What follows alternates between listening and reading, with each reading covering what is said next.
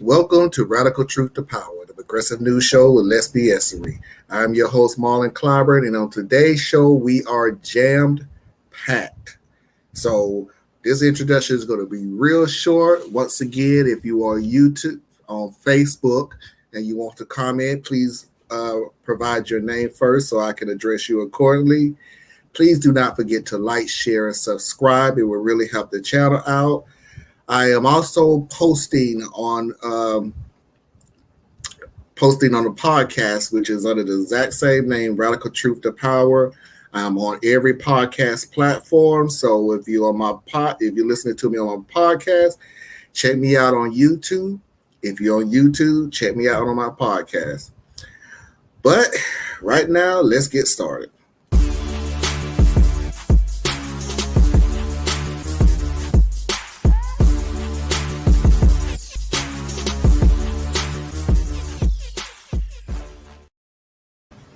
So first, we're going to start off with two stories that sort of went under the radar, and I had to investigate. I had to look into one of them. One of the guys that commented last week said, "Hey, did you know about the protest in Rock Hill?" In case you don't know, we're in Charlotte. We're not that far from Rock Hill, and I didn't even know about the protest. So this is not even major news, but it was a lot of arrests on the protest. So I had to find out what exactly was going on with the protest.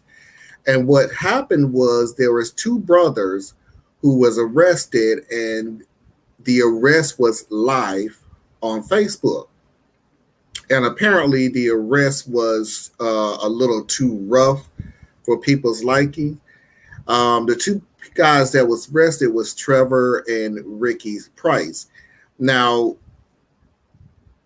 Travis Price.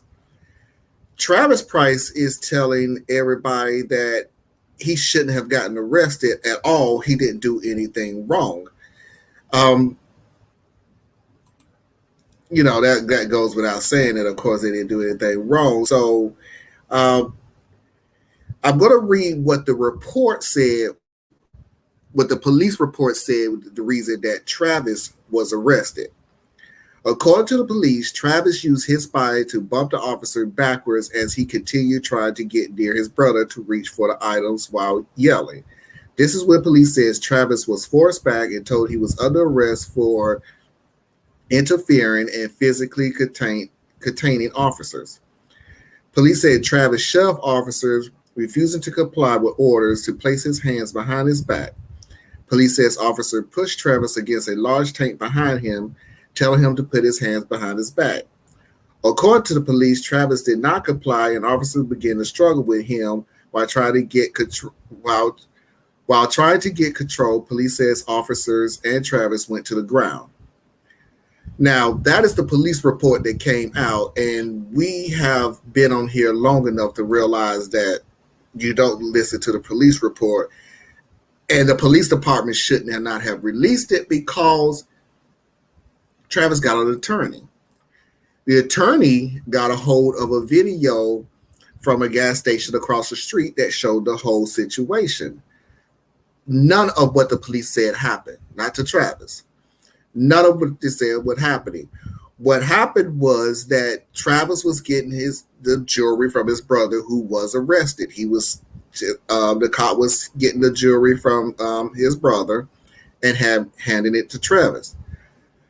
A cop out of nowhere grabbed Travis and slams him up against the fence, the tank.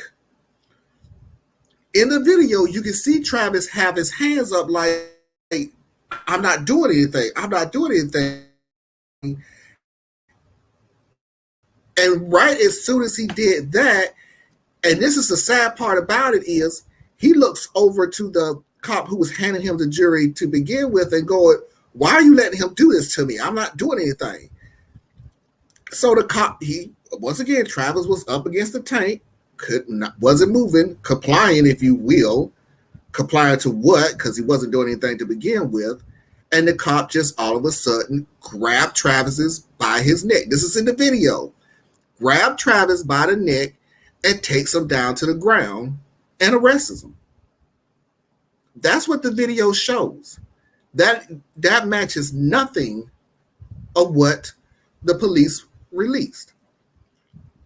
Needless to say, after the video came out, all charges was dropped. So this is one of those things where you have to fight it. In other words, this covers two aspects, and I'm going to make this quick, but it covers two aspects. Is one of the things when somebody says, well, do you really dislike all cops? And I said, I have a thing with all cops because I have a problem with bad cops, bad apples, whatever. Obviously, I'm going to have a problem with them. And I'm also going to have a problem because we have good cops who know who the bad cops is and is doing nothing about it. And this is one of those situations that covered this because Travis you can see Travis looking over to the cop light that was handing him the jury. Why are you allowing this to happen? Why are you not stopping him from smashing me up against a tank?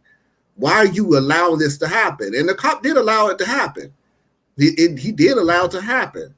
So that's one of the stories that's not getting a lot of coverage. And right now, the cops obviously is under investigation. And I believe they're under investigation by the State Department. So not the police department, by the State Department. So I'll keep you abreast of what comes of that. The next story is kind of, I don't even know where to even go with this one. It was an off-duty police officer. An off-duty police officer shot a teen driver in West Greenwich, Rhode Island, and now an investigation is on the way. And just to make it quick, what happened was a teenager was going to the pizza parlor with his friends. He pulled into the parking lot, and as soon as he pulls into the parking lot, this happens. And I'm going to tell you what's going on in case this is my podcast, but you will see a black car that's pulling into the parking lot. A white truck pulls right up beside him, almost hits the car. The guy gets out of the truck, guns pulled, and he's chasing the car. The black car backs up as soon as he sees the guy coming and rolls down the street. Somebody comes out door. You can see the door of the pizza parlor opening up. So somebody, witnesses this going on. Now, right here, you can see the guy jumping back into his truck and starts chasing after the black car. So what's also in this report is when that guy, the cop, that's not even his jurisdiction, by the way. That is not his jurisdiction. His jurisdiction is 20 miles away. The cop, when he pulled his gun and pointed it, he shot into the car, hits the teenager in the arm.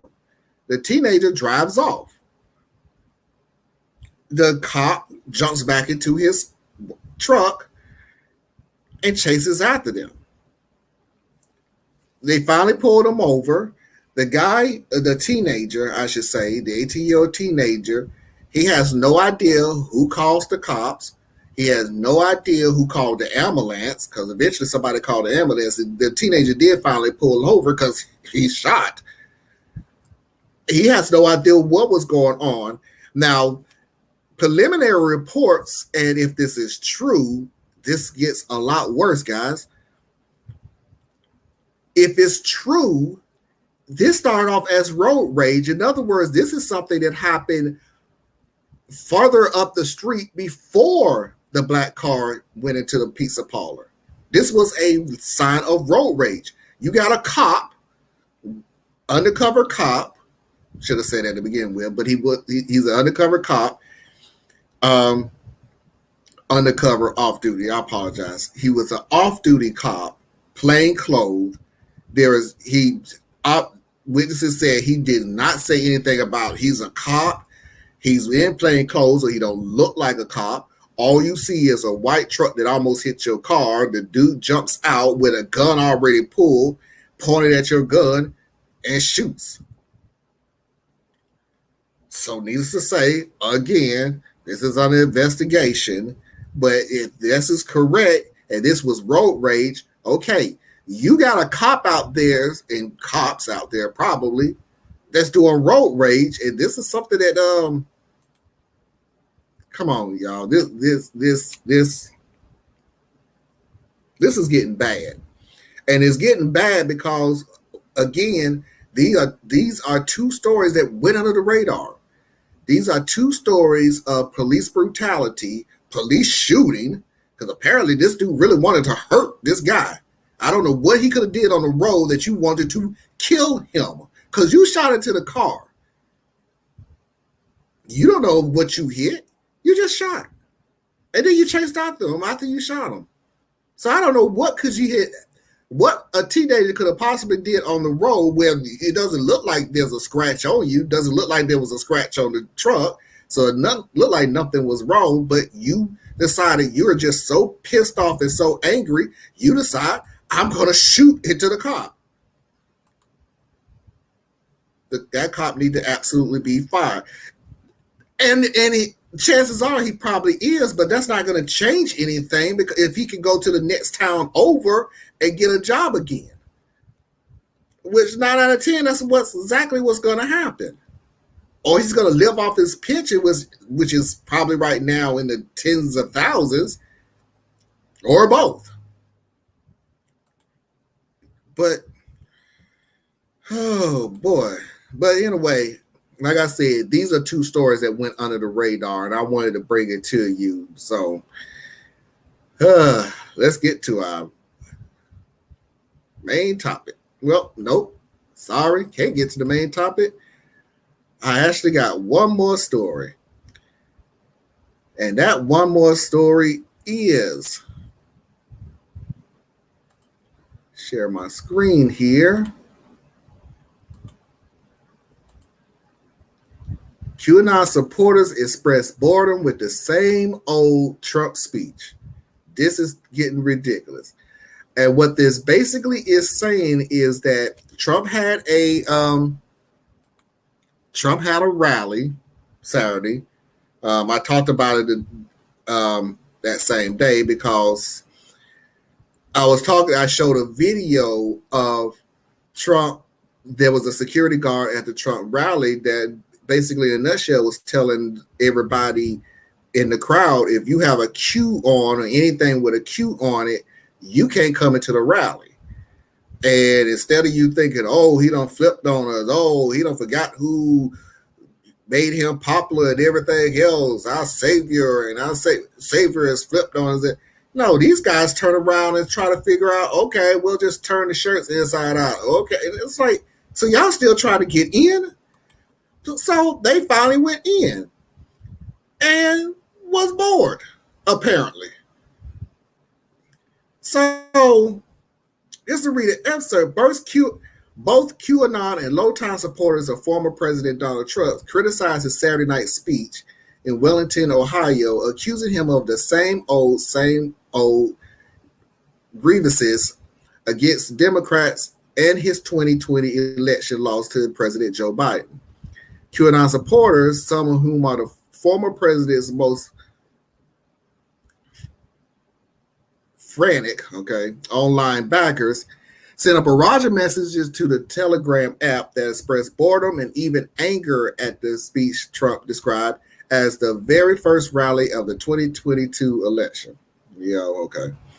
They blast Trump for not mentioning how his January 6th insurrection supporters are rotting in jail, and numerous others said Trump should be booed by the Ohio rallygoers for even bringing up the word vaccine, specifically because they believed the COVID-19 was entirely a hoax. 600,000 dead. Okay. But a majority of the top QAnon users' comments simply expressed their outright boredom with Trump's post-election stump speech. Oh, that's a tough tree. Post-election stump speech, in which he basically claimed to have won in the November 2020 and blast every distinguished GOP member as traitors. I'm 100% with this dude, but literally switching from his speech 3 minutes ago, I'm sick and done with his speeches, wrote one QAnon users. Honestly, I don't feel sorry for you. I don't know exactly what you thought you was going to get from this speech. I don't know why, I don't know. Well, we're all talking about QAnon, so, okay. I don't know why they would think that he was going to say anything different. He's not going to say anything different. That's what he does. That's exactly what he does. I guarantee you the same speech that he just gave this past Saturday is the same rhetoric that he's been saying since he lost the election. And he said it. And he's went on every news platform that will take him and has said the same thing over and over and over again. So I don't know why QAnon members would think that he would say anything different. This is it. This is it. So with for every person that's going to sit there and follow him like it's a tour or anything, don't expect anything different. This is all he got. I was cheated. It was election. It was the biggest lie in history. You look at the real numbers. I beat him. Fraud. McConnell should have did this. Blah, blah, blah, blah. Same thing over and over and over and over again. You're not going to get anything different. You're just not. I'm so over Trump and his supporters. Look, anytime I get a chance to take a shot at Trump, I'm going to take it. But yeah, I think I'm about sick and tired of him too. So I just don't understand why they thought it was going to be anything different. I don't. You literally could have saved your butt. And by the way, and I'm going to go back up to say the same thing over and over again but you're complaining about him saying the same thing over and over again. He didn't want you there. QAnon, he didn't want you there. He told you he didn't want you there. Or at the very least, he didn't want you representing that you was QAnon. At the very least, that's the most I could give him is that, yeah, you could come to CB Talk. I just don't want to know you're QAnon. And I don't want you to show everybody that you QAnon. But you went anyway. And you was bored. Good for both of y'all.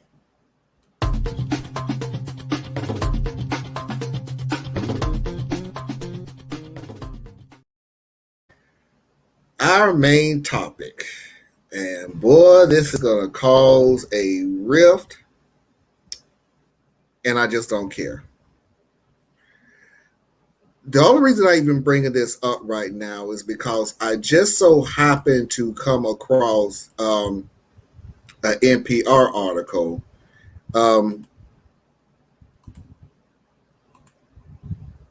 Fewer than half of the U.S. adults belong to a religious congregation, new poll shows. Now, I'm just going to read a little bit of it because this is really interesting, and it's going to start making sense the more the show goes on. Fewer than half of the U.S. adults say they belong to a church, synagogue, or mosque, according to a new Gallup survey that highlight a dramatic trend away from religious affiliation in recent years among all age groups. The new Gallup poll published Monday indicates the religious membership in U.S. has fallen to just 47% among those surveyed, representing less than half of the adult population for the first time since Gallup began asking the question more than 80 years ago. While memberships in house of worship fell only slightly in the latest survey, which was conducted in part during the coronavirus pandemic, the results reflect a trend that Gallup has been tracking since the turn of the century. In 2018, I want you to pay close attention to this. In 2018, 50% of adults polled say they belong to a religious congregation, down sharply from 70% who said so recently as of 1999. That figure fluctuated only a few percentage points over a period of 6 decades beginning in 1937, the first year of the survey, with 73%. 1937, it was 73% of U.S. adults say they belong to a church, synagogue, or mosque. Excuse me. So now the question is, why? Why are people turning away from the church? And the reason I put this title up is because you got evangelists, you got prophets, you got ministers, you got preachers of all shapes, colors, and sizes that, quite frankly, is nuttier than a fruitcake. And it has nothing to do with religion. It has nothing to do with God. They're using God to push their agenda, but it has nothing to do with God at all. And they don't care. They don't even care. Now, one person, this piece of work right here, Pat Robertson. Pat Robertson faces backlash after calling critical race theory monstrous evil. I know I'm probably saying that word wrong too, but I want you to see how I want you to just see how backwards this is. Let's just put it to you that way. I want you to see how backwards this is. This is how he starts his show. We have a shocker for you today. You know, I didn't know what this critical race theory was. I asked our producer, will you please tell me what this thing is? Well, critical race theory is now invading every corner of American society. So what is it exactly? And why have many states already banned it? And how is this weaponization of race becoming a dangerous threat to our freedom? Dale Hurd explained. He don't know what it is, but he's already giving you what he already thinks it is. He's already lying. So he goes from, I don't know what it is. It's just taking over the world, and why are the states banning it and making it an outlaw to be? Why is everybody? I have no idea what's going on. So, you know, I just asked around. And at the end of the show, it winds up being, this is his opinion on it by the end of the show. The system must be dismantled and destroyed. The flawed theory suggests that race and ethnicity will always taint and pollute every decision, and as a result, racial minorities will consistently lose out to whites because of structural racism. Now that, ladies and gentlemen, is what they believe. You say, I didn't believe it. It's horrible. That's being taught in the schools. It's being introduced into our military. It is pervasive in our society. It is absolute occult. It is absolute. Now, to be fair, as fair as I can actually be, he's actually quoting a writing by a Carol Swan, who's a professor who wrote that, is what he's reading. So, like I said, I'll be as fair as I possibly can, but because although he didn't say it, he's agreeing with it. He put it on his show to say he's agreeing with it. But what he said at the end was this, and this is what pissed people off. That the people of color, this is what his thought, flat out thought of critical race theory in a nutshell. That the people of color has been oppressed by the white people, and that white people begin to be racist by the time they're 2 or 3 months old, and that therefore the people of color has to rise up and overtake their oppressors.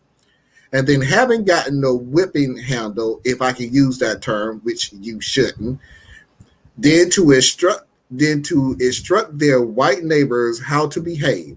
Now that's critical race theory. So he went from not knowing absolutely nothing about it to all of a sudden this is his theory about it. Critical race theory has been around since the 70s. All of a sudden, out of the blue, now black people want to take over the world and tell every white person on the face of the planet that you're bad people simply because of the color of your skin. From something that has been done 70. And I dedicate this question for anybody who actually have the issue saying, I don't want this taught in the school. Again, this has been around since the 1970s. Do you, as a grown adult, remember taking critical race theories in school?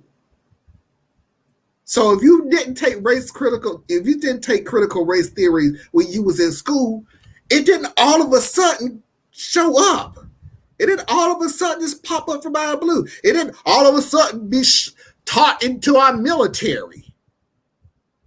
You're just some blithering morons who just discovered it and was using it again as any excuse to hide history, hide black history as much as you possibly can. And anything that can actually help black history be known, anything that could possibly be taught to your kids about the oppression of black people in this America, to actually show you that it ain't the greatest red, white, and blue country that everybody makes it out to be. Oh, we got to ban it. We got to outlaw it. Nope. We're going to teach everybody to love America. That's the funny thing about it. They don't want critical race theory because they don't want the indoctrination of their children. No, let's just hide history and tell how great history is. That's not indoctrination. No, that's teaching. That's not indoctrination. Telling them that America has always been on the right side of history is in no way indoctrination. Critical race theory, teaching the real history of America, no, that's indoctrination, and you're just teaching our white kids to be sad that they're white and everything else. Beat it.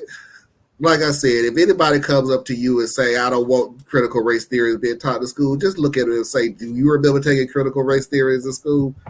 Watch how they flip the script real quick. So, that's one aspect of it, is that religious leaders like Pat Robertson is using the church, using God, using the boogeyman to scare your children. Using the church to do so. Use the church to scare your children. Use the church to scare you. Oh, they coming out to get you and everything else. Would that be a reason why? I don't know. Or maybe this may be the reason why people are no longer going to church. But I am here tonight. It's evening here where I'm at, and I am here to warn Italy. I am here tonight to speak a word that God is going to stop the evil. You have undermined the United States. You have undermined its freedom of religion, is what you fought. It's not the country, but it's God that you've stood up against. You've tried to control the world with your power. God is fixing to reveal the evil that you have done with the very election. God is going to show it to the world. You have hidden in a dark place, and you've thought that no one has seen what you've done. God's seen what you've done. And in this dream, the Lord began to speak to me, and he said, Son of man, once again, the Lord has been speaking this to me and telling me, son of. So I don't know what his issue with Italy is, and the only reason I even showed that was because I want somebody to try to figure out what his issue with Italy is. I think I know Italy, Vatican, Rome. They're okay with the LGBTQ community. Now we're against you and everything else. So that may be his issue. But then he goes into further detail. And of course, once again, using God to push your agenda. This is what the Lord said. He said, with an outstretched hand of my vengeance, I will return the evil. I will return the evil upon their own heads of the evil that they have brought against this nation and against the Christianity and the God spirit that the Lord has raised up in this day. And you have set out to destroy the God that President Trump stood up for. But now God's going to turn on you. We'll prove if God's in this or if he ain't. You'll see that the Lord stands for his people. The Lord stands for his work. Rather, I don't know what's more funny other than the fact that you can kind of figure out exactly at what point he actually figured out that he can't even cover up his BS the more that he told. He and the Lord said, oh, here comes the law. Yeah, we need to return Trump. The man that okay. So he was pre-recorded and had to cover up why he said tonight. That's why he stumbled before saying it. Maybe. Oops. It's but it's things like that. It is things like this. And this is so funny is because I hear them Christians, the majority of the time is white conservative Christians. I feel like I'm being attacked. We can't even say anything we want to. They're always talking about the church. We're always under attack. And then you say stuff like this, which doesn't make any sense. You're lying out you're lying so much the saliva is coming out of your mouth. You had to slow down. And by the way, the Lord did have something to do with this because you notice what I'm going to play this one more time and I'm going to stop it exactly as I'm going to tell you exactly where he slipped up at and was trying to fix it and he couldn't fix it. So he just kept rambling on and on and on. He couldn't fix it in time, but I'm going to play this real quick. Catch how he tried to cover it up, but Freudian slip. So, yeah. This is what the Lord said. He said, with an outstretched hand of my vengeance, I will return the evil. I will return the evil upon their own heads of the evil that they have brought against this nation and against the Christianity and the God spirit that the Lord has raised up in this day. And you have set out to destroy the God that President Trump stood up for. But now God's going to God said to him, I'm going to return the evil. And then at the end of the sentence, he says, the God of Donald Trump. I'm going to return the evil. And he ends the whole thing with the God that Donald Trump was holding up. And he tried to fix it because he kept saying, return the evil. I'm trying to return. Too far into this now. I'm going to return the evil again. Return the evil on their head. Again, this is why you're being attacked. White conservative Christians, This is why you're being attacked. This is why people are not going to church anymore. Or maybe it's... I watched Joe Biden during the campaign that he clearly lost. He lost big. He lost enough to be ashamed. He lost enough to tell him nobody likes you, Joe. I mean, he lost enough to know that. Hey, I mean, it was so bad. If they would show him the real numbers, the man would be ashamed. But I remember he leaned into the mic and told President Trump, "We're coming for you." And he growled out this demonic sound. I can't make the sound, but it was this demonic voice. I've heard him make it again recently. And he growled this out. When he did, I went back and I took a picture. I think it was at that moment. It was one of the moments I took a picture with my phone right on television. There's nobody else's picture. I took it. And when I was led to, when I pulled it up, his eyes at that moment, I can't see it, but tell me if we can put that up on the screen and it's clear on the eyes. We're trying to do something here for you. Okay, it's up there now? Yes. Okay, it's up there now. Look at the eyes. If you'll look at the eyes, you'll notice they're serpent's pupils. They're slotted pupils. Now, other times they're not like that. But at times, it shows a slotted serpent's eye. And people say, "Oh, that was Photoshop." No, it wasn't either. I took the picture. And he shows up more than once with that slotted serpent's eye. It's because we're back at that place where Satan is trying to offer the world that their eyes may be opened, but it's not King James anymore. It's woke. It's a new version of that your eyes may be open. Now it's take this, that you be woke. Take my ideas. And so if the woman is trying to redesign her flag to represent the woke crowd, then you need to understand something. The spirit of the serpent of the garden. Joe Biden is a jackal. And at times the spirit within him flashes out of his eyes, as you saw, and it appears. They are snake pupils at times.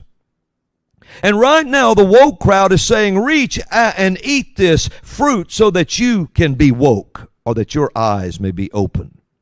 Sounds real familiar. There's nothing new.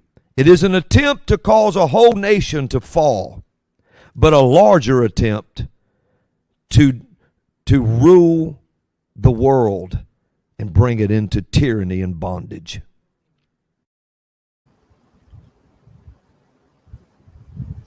Gotta give it to the guy. That was a trifecta. Biden, woke. Oh, what was the third one? I know he had was the third one, but he covered all three of the election. Biden, woke, election. If this guy is not the pastor for a QAnon group, I have no idea. He is. What the hell? I don't know. And the funny thing about it is the people that I showed, very popular. I mean, of course, Pat Robertson is very popular, but very popular. People watch them. People love them. People adore them. People listen to every word they say. And you're crying about being attacked in the media.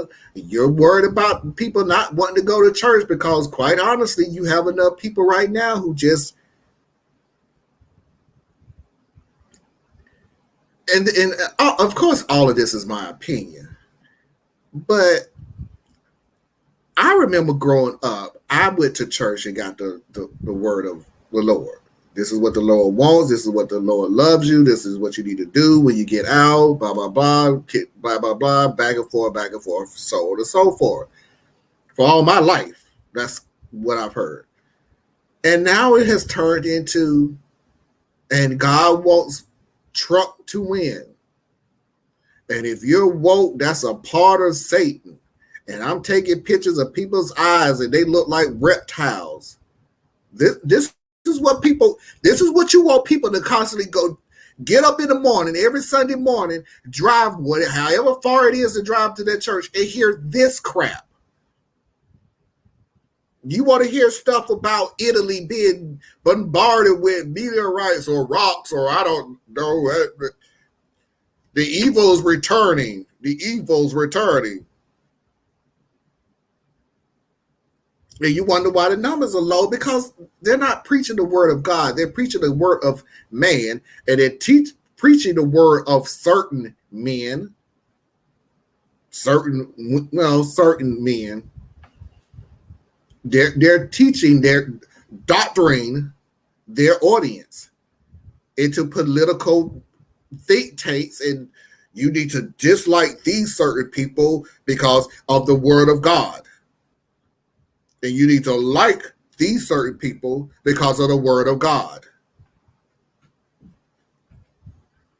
And the numbers is dropping lower and lower and lower and lower. Because the new generation just, no, I don't want to hear this. I don't want to hear this. I don't want to deal with it. It is at 49% of people going to church. It's at 49% of people going to church. I would really like to see what this number is in the next 2 or 3 years. See if it drops any lower. But that's where we at. That's all I got. That's exactly where we at. Nobody wants to deal with this anymore. But you go ahead and you rile up your base. You rile up your group, because that's what it is. It's not even church. You can't even say you're riling up your church. You're riling up a base. You're riling up a certain group of people. You're riling up a certain person. And that certain person wants you to say these things over and over again because it makes them feel better about what's going on. If they do something wrong in society, if they don't like how things is in society, it ain't their fault. It's the other people's fault. And I can find any kind of way to look into the Bible and tell you that it is not your fault, that it's always the other group's fault.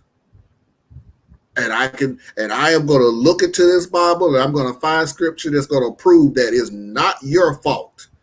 It's always the other people's fault. And very soon, if this trend keeps going at 49%, very soon it's going to go to 45, then to 40. Then you're going to have these white conservative churches that wants to preach the gospel of conservative.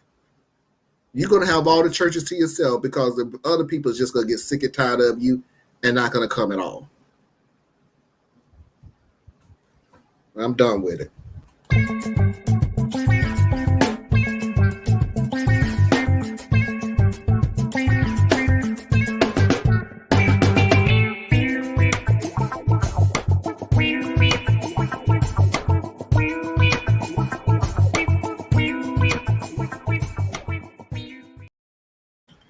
So, I didn't do one last week.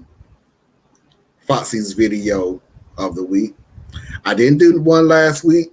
I wasn't prepared. So I promised you two.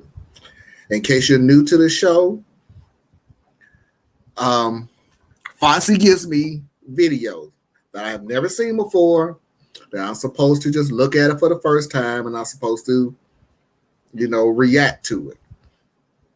I didn't do one last week. So as I always do, if I don't do one, I'll do two the following week. And sure enough, this week I'll do it too. So before we get to that, I just want to remind everybody, please do not forget to like, share, subscribe on YouTube and Facebook. Again, I'm doing my podcast again under the same name, Radical Truth to Power. We are on every platform. So if you're listening to me on my podcast, check me out on YouTube. If you're on YouTube, check me out on the podcast. Also, don't forget to ring that bell on YouTube So when my videos do come out and you do happen to miss it, you'll know that it's out and you can take a look at it. Hope you enjoy it. But okay, let's get to the first video. Tell me a word that is always misused and it gets on your nerves. Not a word, but a phrase. Now, at some point, you've probably heard someone use the expression, blood is thicker than water. Yeah?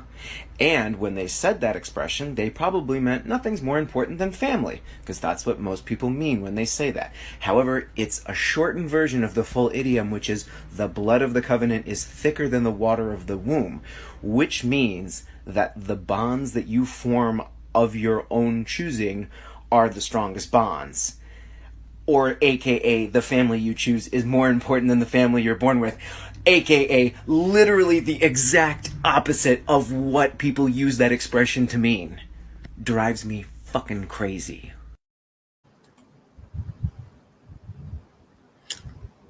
Wow. I did not know that.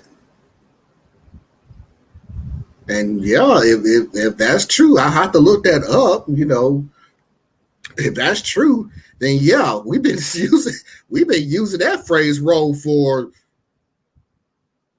God knows how long. I've heard that phrase, blood is thicker than water, and I probably have used it in my lifetime. And apparently, I've been saying the complete opposite of it. So, learn something new every day. Okay, let's go to the next one. I just got off work, and the first thing my wife said to me was, "Hey, do you mind doing the dishes?" You know what? Why don't you do the dishes? I've been working all day. You've been sitting at home on your ass. You know what? I'm going to go tell her. Dude, hey, honey. Wash the fucking dishes and shut the fuck up! Fucking psycho bullshit!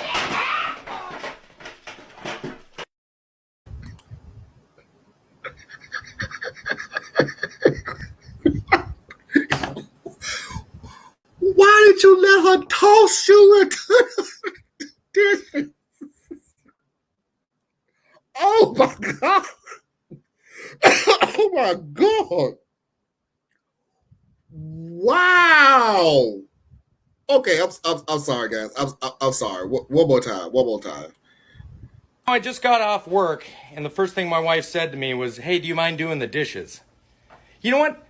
Why don't you do the dishes? I've been working all day. You've been sitting at home on your ass. You know what? I'm going to go tell her. Dude, hey, honey. Wash the fucking dishes and shut the fuck up! Fucking psycho bullshit!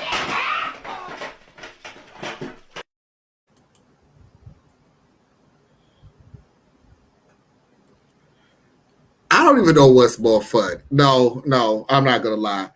You getting thrown into the dishes by your wife is funny AF. I'm sorry, that's hilarious. That's wow. And I rephrase that. It has nothing to do that you was getting thrown by your wife. It's the fact that you was thrown. It ain't that she could have just cussed you out and just say, make you feel real small. No, she launched you from whatever room that you thought you was Billy Badass in into the dishes. And you got to wash it with no water running because you really wanted to make sure that you wasn't pissing her off no more than what you was doing. So, yeah. Wow. That was funny. Well, guys, that is my show for tonight. Again, I cannot express the thank you and the love and the support that you have given me and this show. I really appreciate it. You didn't really have to do it since we are a brand new show, but we are getting a lot of support. We're getting some good numbers. Saturday's show was the most ever watched. And I'm hoping as time goes on, we'll just keep growing and growing and growing and growing. But I have to be humble and understand that it's not going to grow if it's not from the support of the people who's watching it. And so I really, from the bottom of my heart, I really appreciate it. Again, I can't help but iterate. Please do not forget to like, share, subscribe. I really appreciate it. Good show, Marlon. Hey, Jenny. Hey, that's my girl, Jenny. I appreciate it. Thank you. And I really, truly mean it. I appreciate the love and support that people are giving me in this show. I really do. Do not forget to like, share, subscribe. Do not also forget that 8:10 tomorrow. Do not forget to watch Don't Be Scared. Let's talk about it at 8:10 tomorrow. Say hey to Foxy for me. And until next time, I'll see you when I see you. Peace.